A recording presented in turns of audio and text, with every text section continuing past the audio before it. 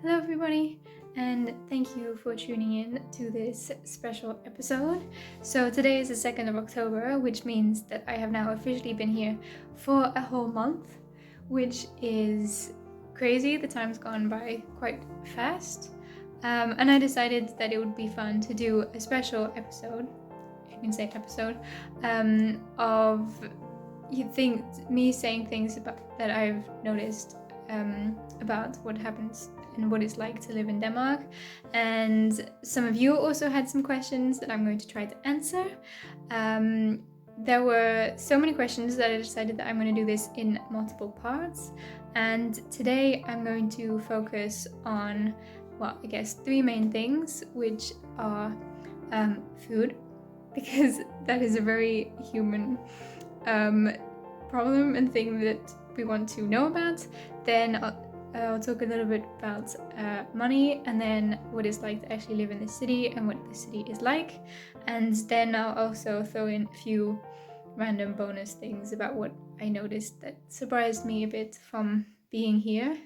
And next time, hopefully, whenever that happens, I'll do an episode talking about the Danes and, how they vibe.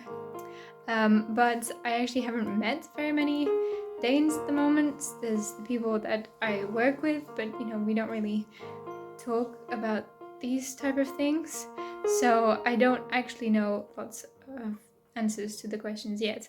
So when I do, you will be the first. So I will start off this food section. And I was asked, do Danish people actually eat pastries? And to that, I would have to say that I see them for sale. They are in the shops. They are in the shop fresh. They are in bakeries. But I have never actually seen any Dane buy them or be eating them. I bought some myself and they're very tasty. But when buying them, I also feel like a bit of a tourist. So I might need to come back to that question in the next one once I can actually ask someone, do you eat Danish pastries?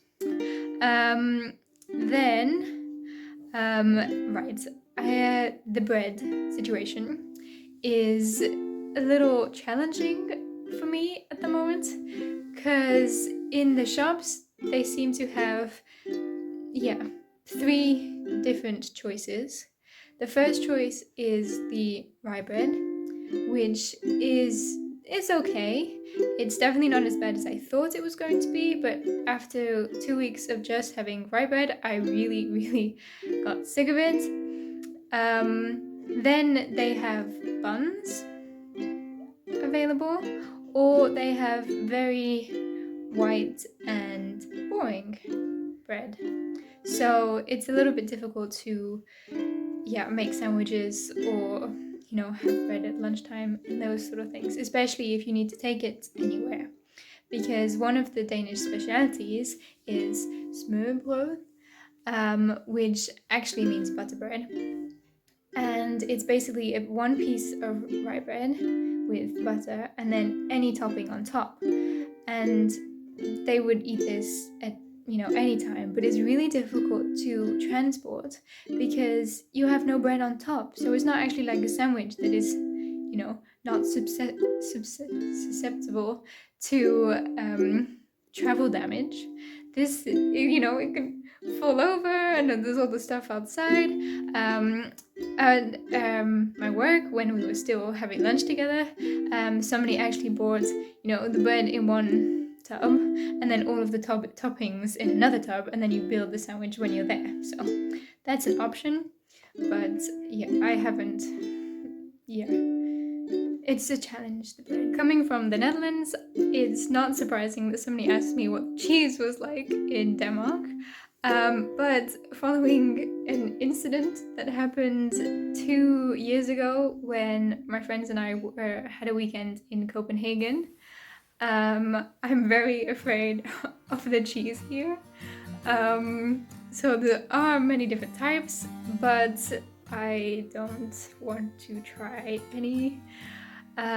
So I've just been stuck to my cheddar because that's the safe option. I also had mozzarella at one point, but my roommate one day brought cheese, and it is the smelliest thing you have ever smelled. Like, I don't understand how it can be this smelly. So I forced her to put it in a tub and keep it sealed at all costs, and whenever she opens it, to do it at the speed of lightning, because it's a little bumpy.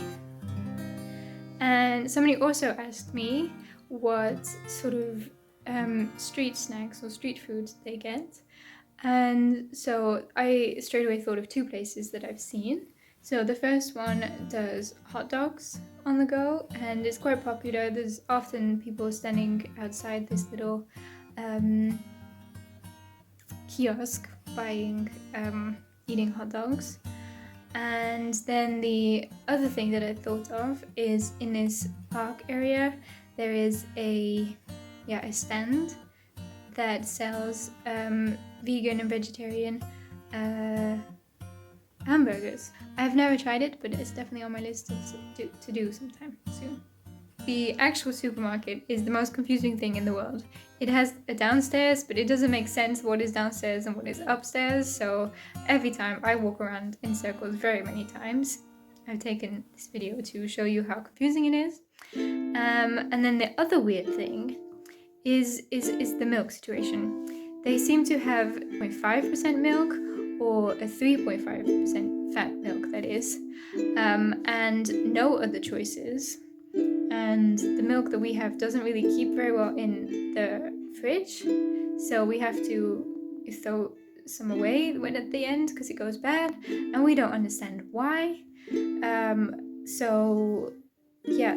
Then regarding money, I find it very difficult to estimate exactly what the difference is, especially because when you move to a different country, there's all sorts of things that you have to buy that you don't usually take into account into your monthly spendings.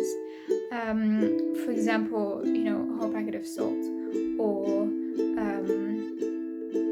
other spices that, or I bought a washing up bucket and all those sort of things, so they don't account. So I really don't know yet what it's like. But at the same time, the whole exchange rate and conversion is the most confusing thing ever. I don't know how people did this before the euro was invented. Yes, it's very confusing. It's a little scary at the start when you are paying for something at the counter and they say, yeah, it's 230 kronas. I'm like, what? What did I just buy? So I've learned to actually not pay too much attention to it, which is not necessarily a good thing. But there are many times that I have been confused about what I was buying and, if this is the right price or not. Usually I just do it and I see, what the other choices are of the product I'm buying, and I go for the cheapest one. Then I say, well, I think it'll be okay. Regarding the city and what it's like to actually live in Aarhus, I went out to go to the shops on just a regular Tuesday afternoon, and there were so many people out and about, which really surprised me, so I videoed it. And there does seem to always be people around, and especially the, student generation are always in cafes and just hanging out. Which surprised me a little bit, especially, at this time, maybe, I don't know. But in cafes, if they have outside seating area, then on the chairs, there's most of the time but like little blankets in case it gets cold, which I think is very cute.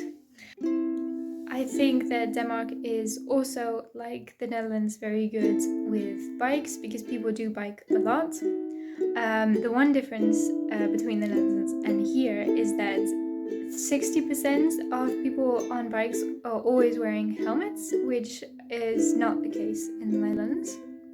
And other than that, there's mostly always a bike a separate bike path, except for one road, which is the most dangerous road I have been on, which is the one that is just outside my house.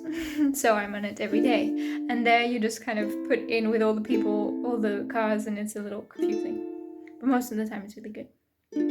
And I also think that Aarhus is a very green city. It's very clean everywhere, and it feels kind of new, especially the area around the river, which is actually one of the oldest parts. So it doesn't feel like a, old tidy city.